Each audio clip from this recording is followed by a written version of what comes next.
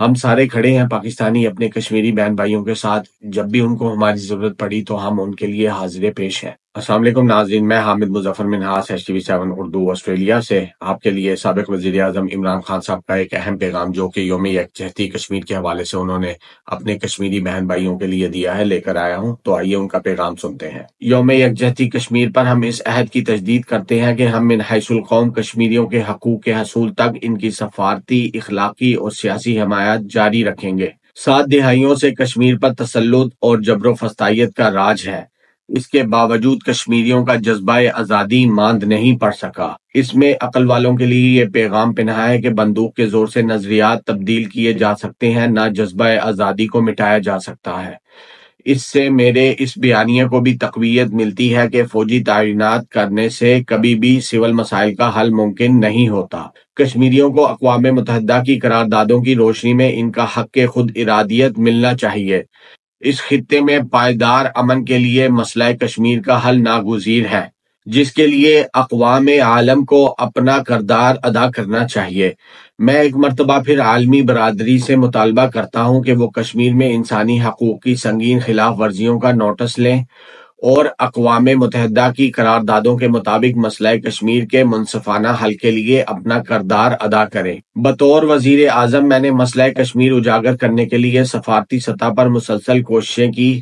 میرا شروع دن سے یہی موقف ہے کہ پاکستان اور بھارت میں دوستانہ تعلقات کا قیام اقوام متحدہ کی قراردادوں کے مطابق مسئلہ کشمیر کے حل سے مشروط ہے۔ پاکستان میں جب بھی تحریک انصاف کی حکومت واپس آئی، کشمیری عوام کی آزادی کے لیے جدوجہد کو اس سرے سے دوبارہ شروع کیا جائے گا۔ بحیثیت قوم پاکستانی اپنے کشمیری بھائیوں کے ساتھ تب تک کھڑے رہیں گے جب تک ان پر آزادی کا سورج طلوع نہیں ہوتا۔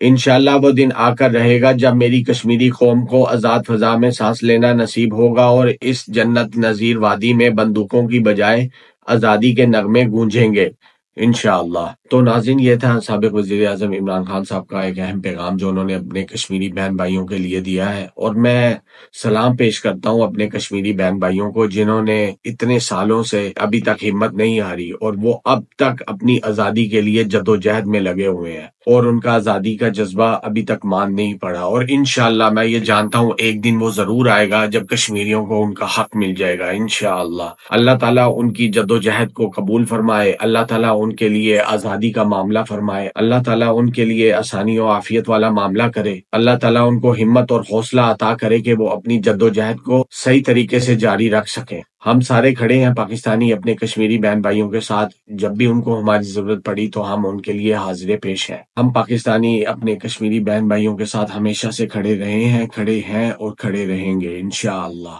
اللہ ہمارے ملک کی حفاظت کرے، اللہ تعالیٰ ہمارے کشمیری بہن بھائیوں کی حفاظت کرے، آمین۔ تو ناظرین، میں حامد مظفر منہاس HTV7 اردو آسٹریلیا سے مزید ایسی تازہ ترین خبروں اور اپڈیٹس کے لیے ہمارے چینل کے ساتھ جڑے رہیں۔ تب تک کے لیے اللہ حافظ۔ السلام علیکم ورحمۃ اللہ وبرکاتہ۔